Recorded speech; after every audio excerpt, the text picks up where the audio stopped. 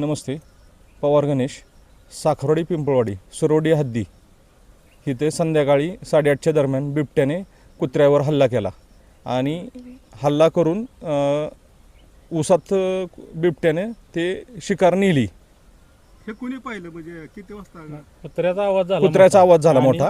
मोठा आवाज आला. जगन्नाथ इंगळे यांचं एक मोठं कुत्र बर रात्री 9च्या सुमारास हा. कुत्र्याचा प्रचंड आवाज येत होता. आपण अंधारात काही कळत नव्हतं.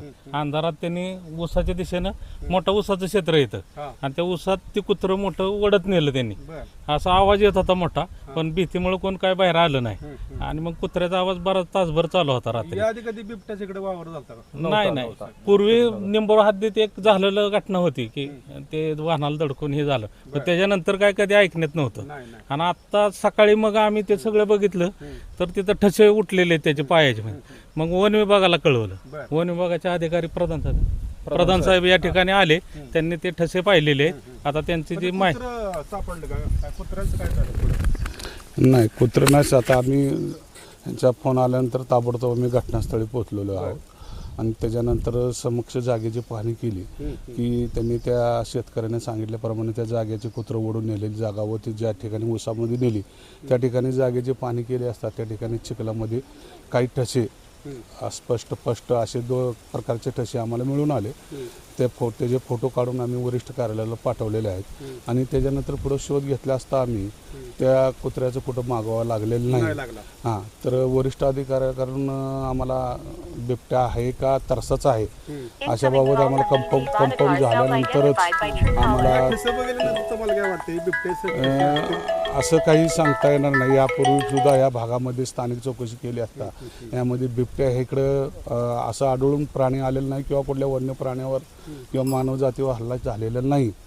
तरी लोकांना आम्ही या ठिकाणी येऊन लोकांना जागृत केलेलं आहे की संध्याकाळी 6 नंतर घराबाहेर पडू नका, उजेड ठेवा, आवाज करा, गाणे लावा, शिवारामध्ये फिरताना एकटं दुकटं न फिरता काठीचा आवाज करा, घुंगराचा आवाज करून शेतामध्ये जाताना दक्षता घ्यावी, एकटं दुकटं न फिरता समूहानं फिरावं आणि ज्या ठिकाणी अंधार असेल तिथे एक उजेडचा बल्ब ठेवावा आणि दक्षता करून त्याबाबत जनजागृती आम्ही केलेली आहे. या ठिकाणी माझ्यासोबत आहेत साखरवाडी ग्रामपंचायतीचे माजी उपसरपंच. काय तुम्हाला वाटतं बिबट्या असेल इथं?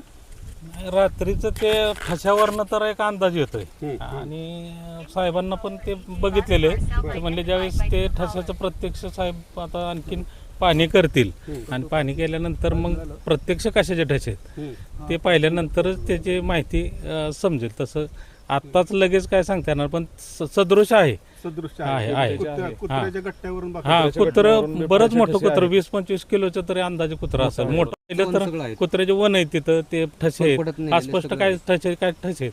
अजून पुढचे आता जे तपास करतील त्यावेळेस समजेल अजून आणखी माहिती.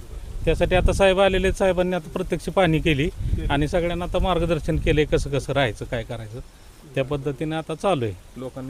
लोकांनी आता या परिसरात 15 फाटा, बोडरे वस्ती, पवार वस्ती, इंगळे वस्ती या परिसरातील लोकांनी आता थोडंसं दक्ष राहून थोडंसं काम करताना, शेताचे काम करताना काळजी घ्यावी एवढी विनंती.